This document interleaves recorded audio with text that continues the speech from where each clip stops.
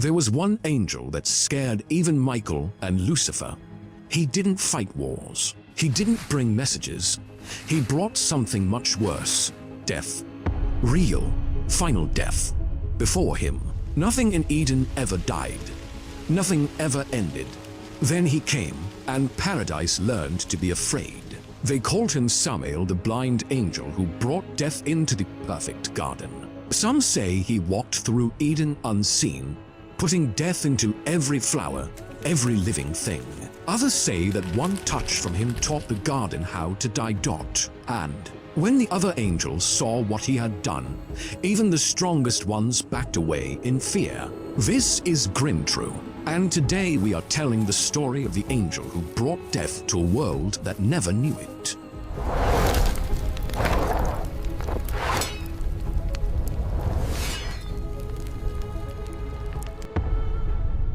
Long before humans took their first breath, before time itself began to count the moments, there existed a realm of perfect light.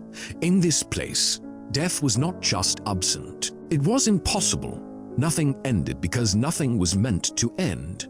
The angels who dwelt in this realm knew only eternal existence, unbroken service, and the constant presence of divine light. But all of that changed because of one angel's choice. And that choice would echo through every generation of humanity that followed in the beginning. When God created the Garden of Eden, it was meant to be a place where death could never enter. The trees grew without withering. The rivers flowed without drying. The animals lived without fear. And the first humans, Adam and Eve, were designed to exist forever in this perfect state. Death was not part of the plan. It was not supposed to exist anywhere in creation. But among the angels, there was one who understood something that others did not. His name was Samael, which means poison of God or wrath of God in Hebrew. Unlike other angels who served with simple obedience, Samael served with knowledge. He knew things that others were not meant to know. He saw possibilities that others could not see. And most importantly, he understood that for free will to truly exist, there had to be consequences that mattered. While Michael commanded the heavenly armies and Gabriel delivered divine messages, Samael held a different role. He was the angel of knowledge, the keeper of secrets that were too dangerous for most beings to understand. In many ancient texts, he is described as the left hand of God, representing divine judgment and the harsher truths of existence. Where other angels brought comfort and guidance, Samael brought understanding of what could go wrong. This made him unique among the heavenly host. Most angels operated within the boundaries of their assigned tasks. They followed orders, delivered messages, and maintained the perfect order of creation. But Samael's role required him to think beyond those boundaries. He had to understand darkness to guard against it. He had to know temptation to recognize it. And he had to comprehend death to prevent it from spreading where it didn't belong. But here's where the story takes its crucial turn. When God placed the tree of the knowledge of good and evil in the garden, he also gave Adam and Eve a choice. They could obey and live forever, or they could disobey and face consequences they had never experienced. This was the birth of free will, the moment when obedience became a choice rather than a program. Samael understood what this meant better than any other angel. He saw that true free will required real consequences. Without the possibility of genuine loss, choice becomes meaningless. Without the reality of death, life loses its precious nature. And without the knowledge of good and evil, humans would remain as children forever, unable to truly choose their path. So Samael made a decision that would change everything. He chose to give humanity what it needed to become truly human. He brought knowledge into the garden, but with that knowledge came something else. Death itself, according to ancient Jewish texts, particularly those found in the Books of Enoch and various Talmudic sources. Samael did not act out of rebellion like Lucifer would later do. Instead, He acted out of a twisted sense of service. He believed that by introducing death into the world, he was completing God's plan. He thought he was giving humanity the gift of true choice by showing them what they could lose. But this gift came with a terrible price. The moment Samael brought the knowledge of death into Eden, paradise was lost forever. Not just for Adam and Eve, but for all of creation. Death became a reality that would touch every living thing. The perfect world that God had created was now marked by endings, by loss, by the shadow of mortality that would follow humanity throughout all its generations. This is why even Michael and Lucifer feared him. Michael, the great warrior, could fight any enemy and win any battle, but he could not fight death itself. Lucifer, in all his pride and rebellion, could tempt and corrupt, but even he would eventually face his own ending.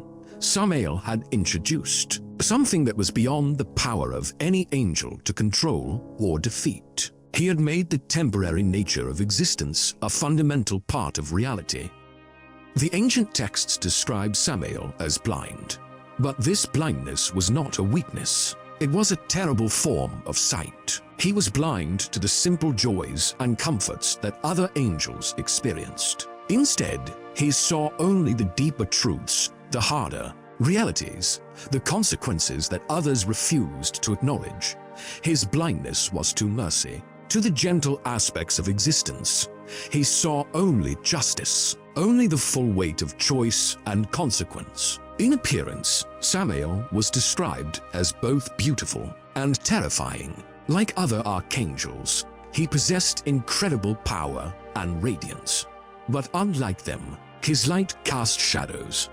Where Michael's presence brought courage and Gabriel's brought peace, Samael's presence brought awareness of mortality. People in his presence would suddenly understand that their time was limited, that every moment mattered because there would be a last moment. Some traditions describe him as having wings that looked like they were made of storm clouds, dark and filled with lightning.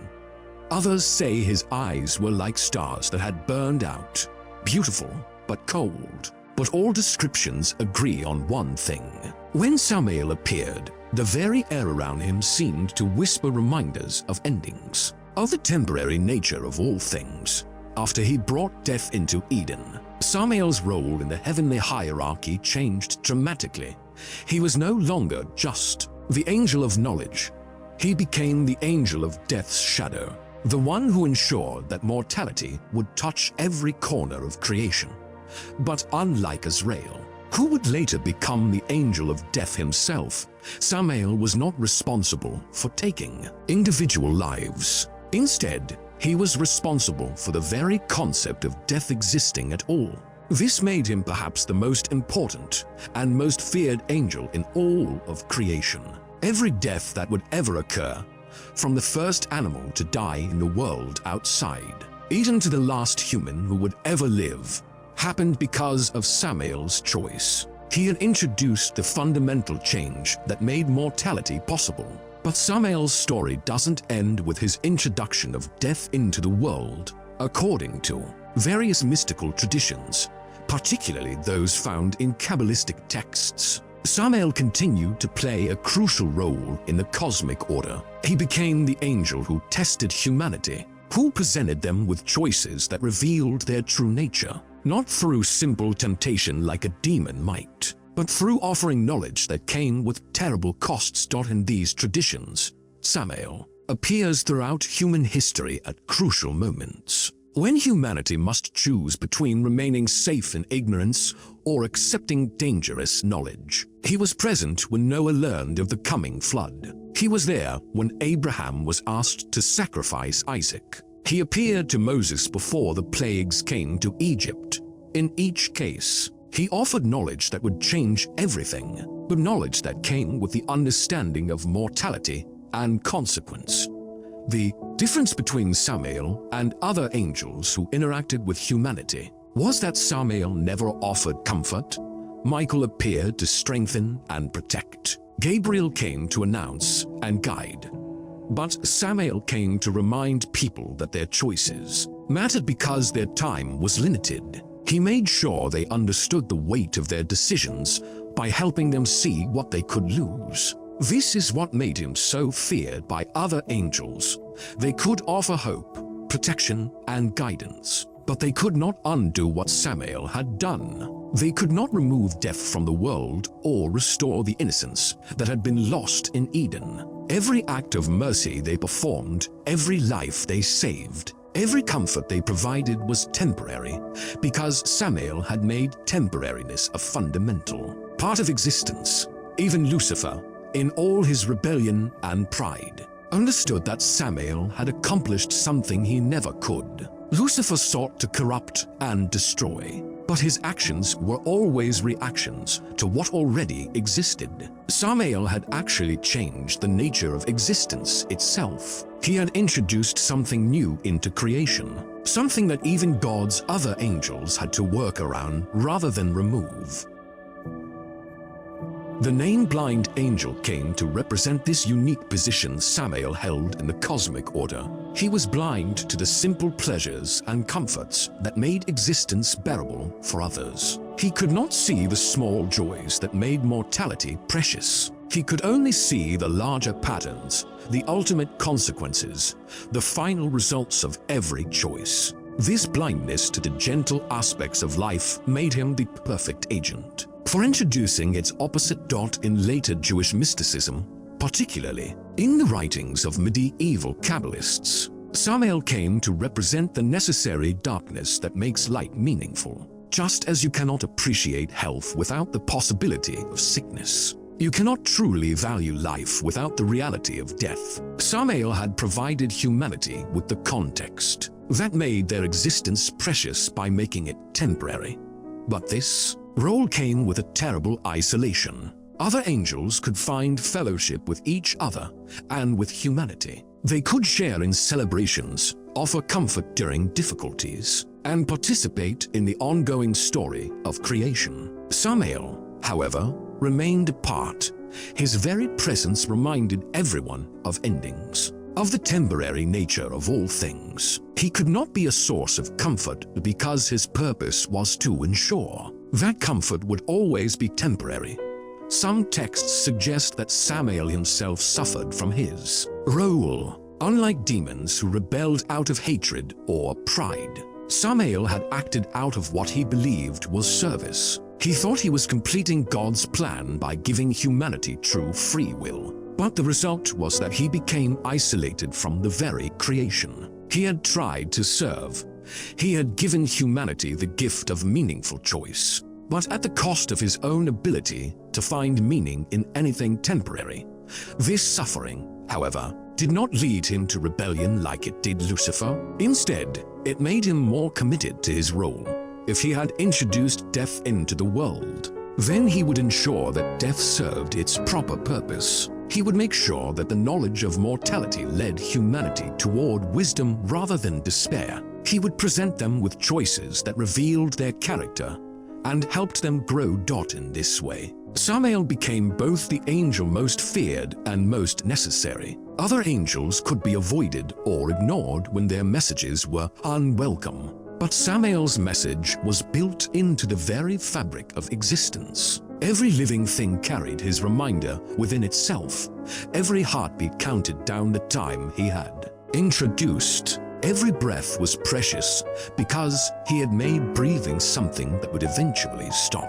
The ancient texts tell us that when other angels looked at Samael, they saw both what he had taken away and what he had given. He had taken away the security of eternal existence without choice, but he had given humanity the ability to truly choose, to truly love, to truly sacrifice for others. Without death, there could be no real courage, no genuine selflessness, no meaningful commitment. These virtues only existed because Samael had made them necessary. And so the blind angel continues to walk through creation, not as a destroyer, but as the one who gave destruction meaning. Not as an enemy of life, but as the one who made life precious by making it temporary. He remains the angel that even Michael and Lucifer fear, not because of his power to harm, but because of his power to reveal truth. The truth that everything ends, and that this ending is what gives everything else its meaning. Today, when we face our own mortality, when we struggle with the knowledge that our time is limited, when we wrestle with choices that carry real consequences, we are experiencing the gift that Samael smuggled into Eden. It was not the gift of death itself, but the gift of life that matters because it ends. The gift of love that means something because it can be lost. The gift of choice that has weight because the consequences are real. In the end, Samael may have been the angel who loved humanity most. Even though his love looked like the opposite, he gave up his own comfort, his own place in the simple order of paradise, to give humanity what they needed to become truly human. He introduced them to mortality so they could discover immortal love. He brought them death so they could choose life.